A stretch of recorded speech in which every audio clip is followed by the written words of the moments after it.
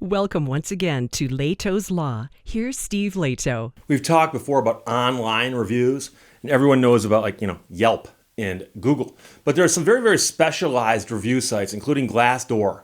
And Glassdoor is one where you can rate a workspace, a workplace.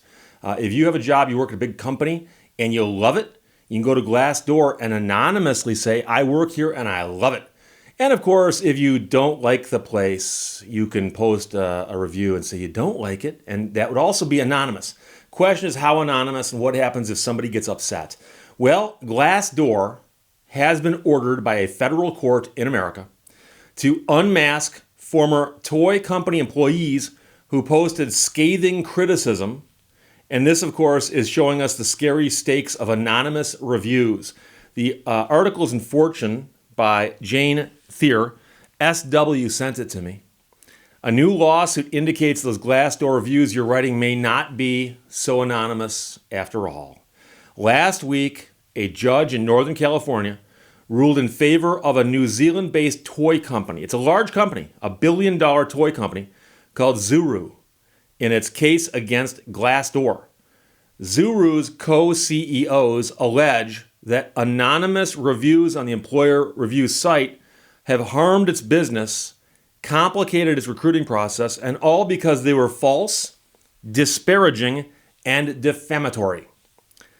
In January, Zuru filed a subpoena against Glassdoor to compel them to reveal the identities of the person or people who slammed Zuru on the site, calling it a burnout factory with a toxic culture and incompetent leaders. In court, Zuru said it plans to file a defamation lawsuit in New Zealand against whoever posted those on Glassdoor once their identities are revealed. And so that's the main difference here. I think if you called a workplace a burnout factory and toxic with incompetent leaders, I don't think that lawsuit would get very far in America because those all sound very, very opinion-ish. We'll get to that. So Fortune's review of Zuru's Glassdoor page currently shows largely positive posts, yet there are several that are negative that are still up.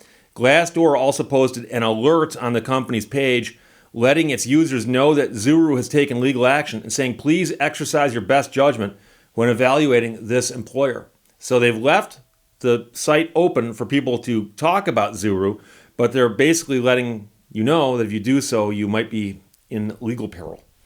This is bad news, however, for Glassdoor, whose entire billion-dollar business model is based on the promise of anonymity. Even if it's sued, the company maintains in its frequently asked questions page, it will object to and resist subpoenas it receives, and if necessary and as appropriate, we will appear in court to oppose and defeat that request. Competing interests are at play in this case, according to the judge who wrote in a decision that Glassdoor wants to safeguard anonymous speech on its website. Zuru wants to protect its reputation.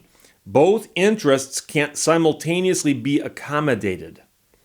A Glassdoor spokesperson told Fortune that the company is committed to its users and its mission in helping people find jobs, promising to continue to fight to protect users' anonymous free speech rights. And of course, the question is, what happens in a country where the speech is not as free as it is here in the U.S.? Of the 2.2 million companies that have been rated and reviewed on Glassdoor, we are only involved in a small handful of legal battles with employers. We almost always prevail. So presumably they've lost a couple. The court's decision is a rare outlier under New Zealand law, and its implications are limited to reviews involving one employer acting against multiple former New Zealand-based employees. So you can take heart the fact that this is a company in New Zealand going after fellow Kiwis. The judge wrote that Glassdoor may have a legitimate interest in shielding the reviewers' identities if the defamation claim is baseless, but if the reviewers made false statements, their right to remain anonymous may give way to Zuru's need to discover their identity in order to pursue its claim. And we talked before about, generally speaking, and I'm talking about here in America, the idea that you can make a statement about somebody. If it's true, you're okay. If it's false and defamatory, you're not okay. But the question is, what is an opinion and what is, say, an insult? So if somebody calls another person ugly, okay, well, that might sound defamatory. No one wants to be ugly, but beauty is in the eye. of the beholder. So here's the deal. This ruling happened in a U.S. federal court, but the judge said he made the ruling based on New Zealand law. And that is a weird twist because generally speaking, in U.S. courts, they apply U.S. law. But I think underlying this is the company coming to an American court saying, we need this because of how it'll operate in New Zealand. So Zuru intends to sue in New Zealand under New Zealand law. Therefore, the court's ruling was decided based on New Zealand's law's definition of defamation, which apparently is different than the U.S. legal definition. In other words, Glassdoor shouldn't be ordered to turn over anonymous user data in any case solely based on U.S. law, at least as of right now. But the writer here, Jane Thea, writes, you never know. So for Glassdoor posters worried about being found out, a judge and jury may not even be involved. If you've written a review via a company desktop, phone, or laptop, your employer could digitally track you down. As with any so-called anonymous site, that's all the more reason to err on the side of caution. So that's what's happening with Glassdoor. And I will admit it's one of those companies I'd heard of before, but never really stopped to think about. I've been self-employed for 25, 26 years, something like that. And so I don't often look up reviews of places I'm going to work at because I've been working at the same place for quite a while. And I like my boss. So I did go and look at their website today briefly just to see what it looks like. And I was kind of surprised that they're as big as they are on their website. It's not as, what do I want to call this? It's not as sophisticated looking as I thought it might be. But I admit I didn't poke around in there a whole lot. I just glanced at the main page and I thought, wow, that's Glassdoor. Okay. So there are, of course, sites out there that rate everything and anything. And I actually get these emails. I've joked before about the emails I get saying that they can help me with my search engine optimization.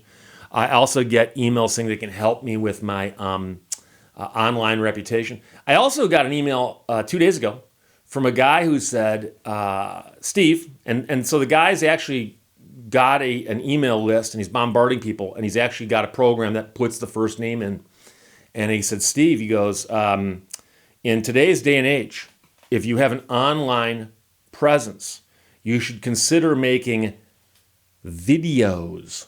And if you make videos about what you do, you can post them on the intranet and people can watch those videos and learn more about you.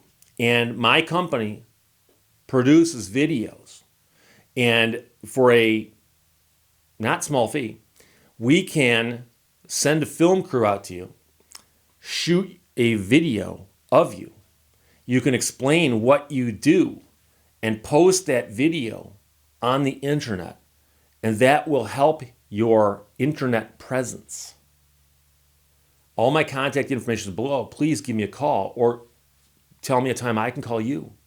And I can tell you more about online videos. And I wrote him back and I said,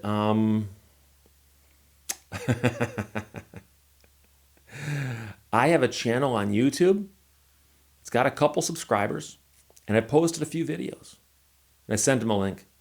And he wrote me a note back and he said, oh, sorry to bother you, but congratulations. So there you go. But as of right now for Glassdoor, if you're posting there, understand that your anonymity might not be ironclad. But if you're in the U.S., speaking about a U.S. employer, you're probably okay, but no guarantees in life. So from Fortune, sent to me by SW, Jane Thea wrote it, Glassdoor ordered to unmask former toy company employees who posted scathing criticism showing the scary stakes of anonymous reviews, but keep in mind this is like the New Zealand exemption. Questions or comments, put them below. Otherwise, talk to you later. Bye-bye. Thank you for watching Lehto's Law. Think of unhappiness as a job you've walked out on.